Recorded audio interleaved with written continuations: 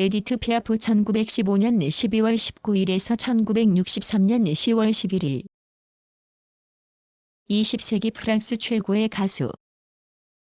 불행했던 어린 시절 고개사인 아버지를 따라 거리에서 노래를 불렀고 그 뒤 세계적인 샹송 가수로 성장했다. 그 누구보다 진실하고 격정적인 그녀의 노래는 그녀 자신의 지독한 외로움과 고통, 사랑의 기쁨과 상처가 녹아있기에 더욱 강력한 호소력을 갖는다. 에디트 피아프는 1915년 12월 19일 프랑스 파리의 가난한 노동자 구역인 베르빌에서 태어났다. 어머니는 거리에서 노래를 부르는 가수였고 아버지 또한 거리의 고개사로 길에서 묘기를 부리며 생을 꾸려나갔다. 에디트는 태어나자마자 부모의 품에서 떠나 노르망디에서 유곽을 운영하는 친할머니에게 맡겨졌다. 가난 때문에 영양실조와 시력을 잃을 위기에까지 처할 정도로 에디트의 어린 시절은 불우했다. 그녀는 14세 때부터 아버지를 따라 장터와 거리에서 당시 유행하던 노래를 부르면서 자신의 재주와 뛰어난 목소리를 알렸다.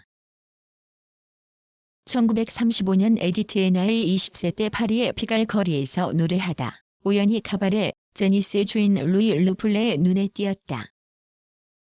루이는 150cm도 되지 않는 작은 키에서 뿜어져 나오는 열정적인 그녀의 목소리에 라몬 피아프라는 이름을 붙여주고 무대에서 혼자 노래할 수 있는 기회를 주었다. 루이는 체구가 작은 피아프에게 검은 드레스를 입도록 권했다. 실제로 그녀는 화려한 무대복을 구입할 만한 돈이 없었지만 너무나 유명해져서 더 이상 상복과 같은 검은 옷을 입을 필요가 없을 때조차도 검은색 옷을 고집했다. 에디트의 화려한 영광과 대조되는 검은 옷은 그녀의 상징이 되었다. 카바레 제니스에서 화려하게 데뷔한 에디트는 단시간에 그곳의 최고 스타가 되어 있었다. 기적 같은 일이었다. 그러나 그 기적은 오래가지 않았다. 에디트가 제니스에서 노래를 부른 지 7개월로 접어든 1936년 4월 루이가 암살되는 사건이 발생했다. 루이의 갑작스런 죽음으로 에디트는 모든 것을 잃고 다시 거리로 나와야 했다. 그렇게 절망에 빠져 있을 때 레몽 아소가 나타났다. 시인이며 작사가인 아소는 발성법과 악보 보는 법, 무대 매너 등을 가르치며 루이의 빈자리를 채워주었다. 에디트가 뮤지컬 ABC에 설 수 있었던 계기를 만들어준 사람도 바로 아소였다.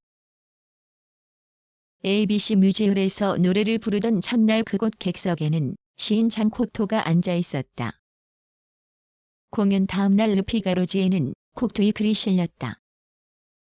에디트 피아프는 재능이 넘친다. 그녀는 누구도 흉내낼 수 없는 여가수이다. 피아프 이전에 피아프는 없었고 피아프 이후에도 피아프는 없을 것이다. 극작가이기도 한 코토는 에디트를 무대에 세울 생각을 했다. 그가 1940년에 썼던 희곡 냉담한 미남 리벨 인디프런트는 에디트를 염두에 두고 만든 것이다. 두 사람은 예술적으로 교감하며 죽는 날까지 우정을 이어갔다. 에디트는 연극과 영화에서 배우로 활약했다. 또 노랫말을 쓰기도 하면서 다양한 재능을 선보였다. 그녀는 400여 곡의 노래를 남겼는데 그중 약 80여 곡의 노랫말을 직접 썼다. 에디트가 선택하는 단어들은 그녀만큼이나 빈약하고 단순했다. 그러나 평범하게 그지없는 이 단어들은 사랑을 기다리는 사람들을 흥분하게 만들었으며 이별한 사람들을 위로하고 눈물을 닦아주었다. 그것은 그의 노래가 삶의 기반을 두고 있기 때문이었다.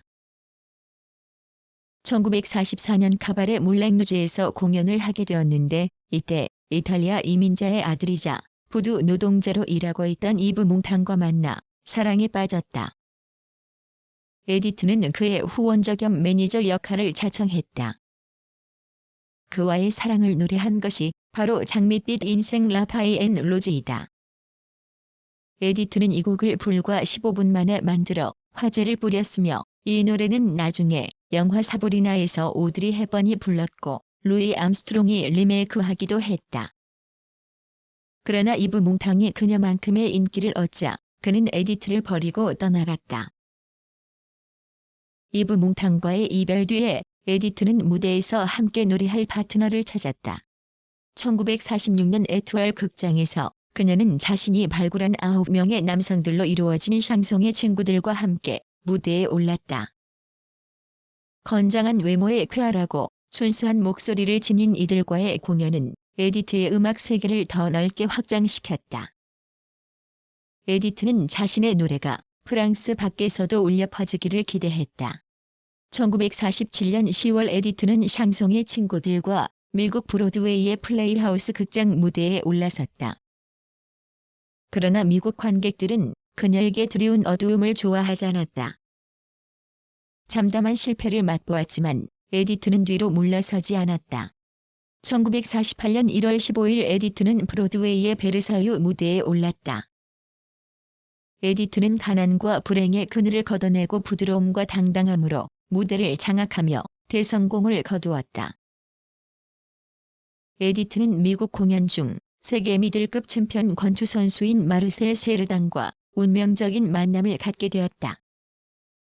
마르셀은 이미 아내가 있고 세 아이의 아버지였지만 두 사람은 서로에 대한 벅차오르는 사랑을 거부할 수 없었다.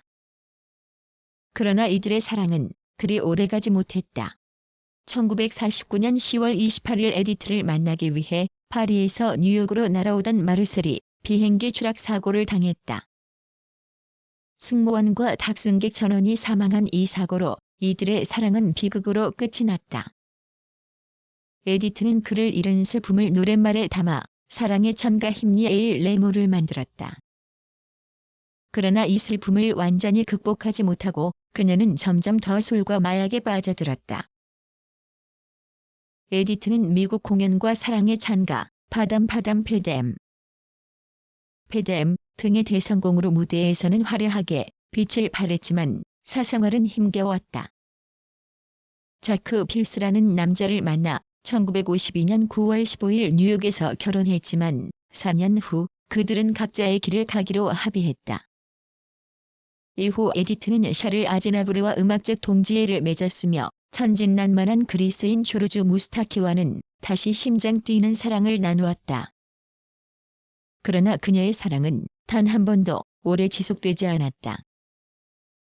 에디트는 연이은 교통사고와 약물 투여로 망가져갔지만 공연은 계속되었다. 1956년 미국 카네기 홀 공연과 파리의 하늘 아래 수제 리실 데 파리스, 군중 라파울, 난 아무것도 후회하지 않아 난, 지니 레그렌 리엔 등의 연이은 성공으로 마담 피아프는 무대 위에서 더욱 빛을 발했다. 에디트는 1962년 10월 9일 파리 16구 시청에서 테오 사라포와 결혼했다. 21세 연하의 젊은 청년과의 결혼을 사람들은 못마땅하게 생각했다. 그러나 테오는 기꺼이 그녀의 마지막 연인으로 남기를 희망했다. 에디트는 이듬해인 1963년 3월 21일 릴 오페라 무대에서 마지막으로 공연을 가졌다. 이후 건강 악화로 남프랑스 별장에서 요양했다. 1963년 10월 11일 에디트는 남프랑스의 향수의 고장 그라스에서 47세의 나이로 생을 마감했다.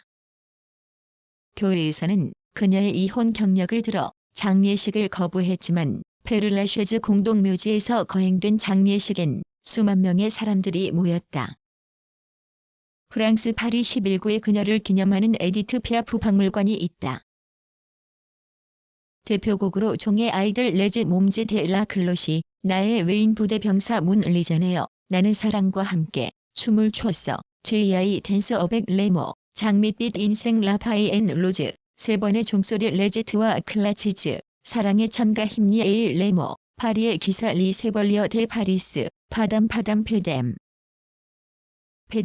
파리의 하늘 아래 수제 리실 데 파리스 아코디언 연주자 에러코디아니스트 군중 라파울 주인님 밀로드 난 아무것도 후회하지 않아 난 지니 레그렌 리엔 나의 하느님 몬타유 사랑은 해서 뭐에 쓸까?